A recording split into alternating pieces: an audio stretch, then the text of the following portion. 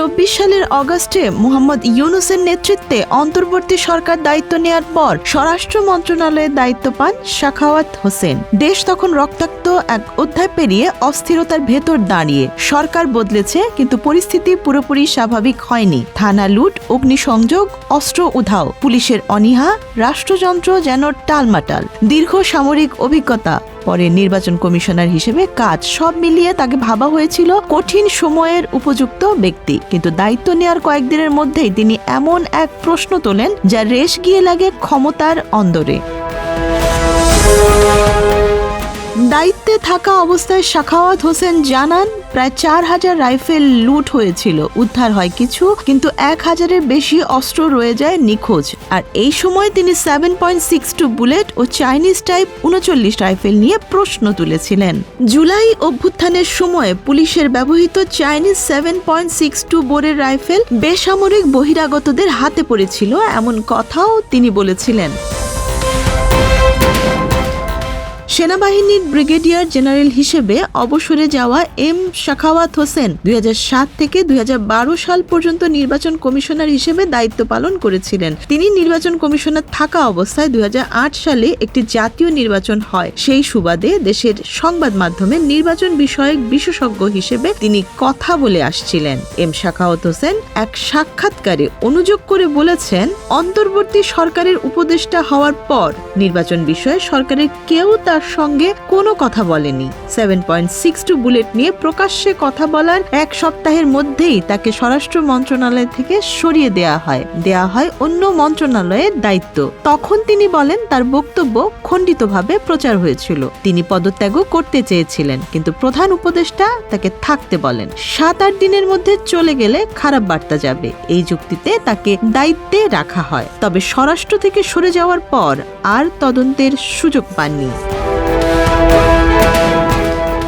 ওই সময় সাখাওয়াত বলেছিলেন, পুলিশ সদস্যদের হাতে 7.62 বোরের রাইফেল আছে, সেটা মেনে নিলাম, কিন্তু সিভিল পোশাকে কারা আনসারের গেটের মধ্যে গিয়ে গুলি করছে, এটা খুবই মারাত্মক। তার মানে আমরা সিভিলিয়ানকেও আর্মড করেছি। যে অস্ত্র সিভিলিয়ানদের হাতে যাওয়ার কথা নয়, যে অস্ত্র পুলিশ র্যাবকে অথরাইজড করা হয়েছিল, সেই অস্ত্র কিভাবে বাইরে গেল?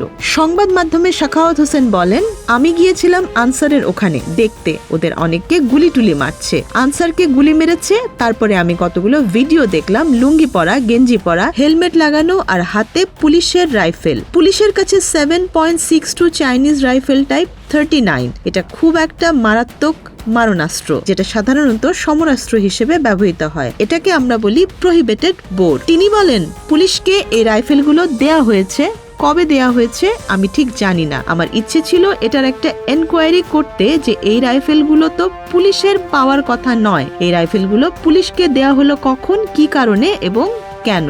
সাখাওয়াত আরো বলেন, এই রাইফেল বা অ্যামিউনেশন গুলো পুলিশের হাত থেকে সিভিলিয়ানদের হাতে কিভাবে গেছে, এর পেছনে ব্যাকগ্রাউন্ড আমার কাছে কেউ জিজ্ঞেস করেনি। স্বরাষ্ট্র উপদেষ্টা দায়িত্ব থেকে কেন সরিয়ে দেয়া হলো, এই প্রশ্নে এখন সংবাদ মাধ্যমের কাছে সাখাওয়াত হোসেন বলছেন, ওই সময় আমি এমন কিছু কথা বলেছি যেটা ইনঅ্যাপ্রোপ্রিয়েট, কিন্তু এখন তো দেখি যে তার চাইতে বেশি হচ্ছে। ঘটনাগুলোর টাইমলাইন সাজালে ছবি স্পষ্ট হলেও উত্তরগুলো আরো ঘোলা হয়ে ওঠে। অস্থির এক রাষ্ট্রীয় প্রেক্ষাপটে স্বরাষ্ট্রের দায়িত্ব নিলেন এম সাখাওয়াত হোসেন। দায়িত্ব নেয়ার পরপরই তিনি সামনে আনলেন 7.62 বুলেট ও চাইনিজ টাইপ 39 রাইফেলের প্রশ্ন।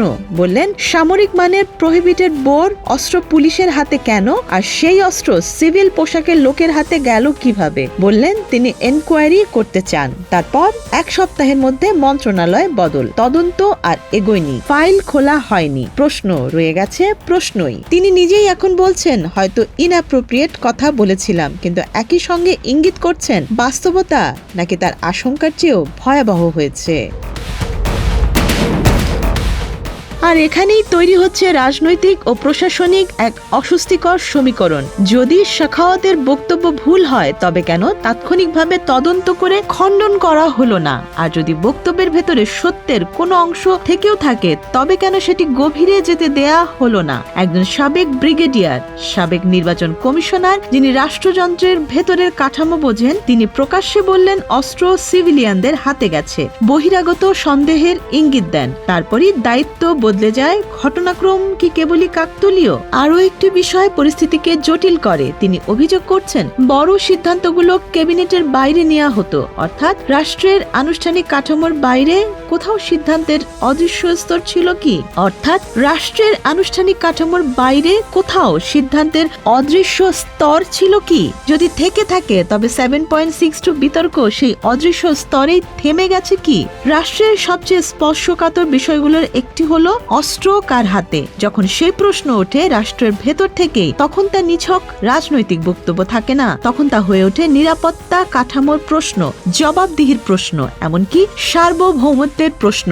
7.62 বুলেটের শব্দ হয়তো অনেক আগেই থেমে গেছে, কিন্তু তার প্রতিধ্বনি এখনো নীতি নির্ধারণের করিডোরে ঘুরছে। সবচেয়ে বড় সত্যটি হলো তদন্ত হয়নি, আর তদন্ত না হলে সন্দেহ বেঁচে থাকে, আর রাষ্ট্র ব্যবস্থায় বেঁচে থাকা সন্দেহই হলো বিপজ্জনক।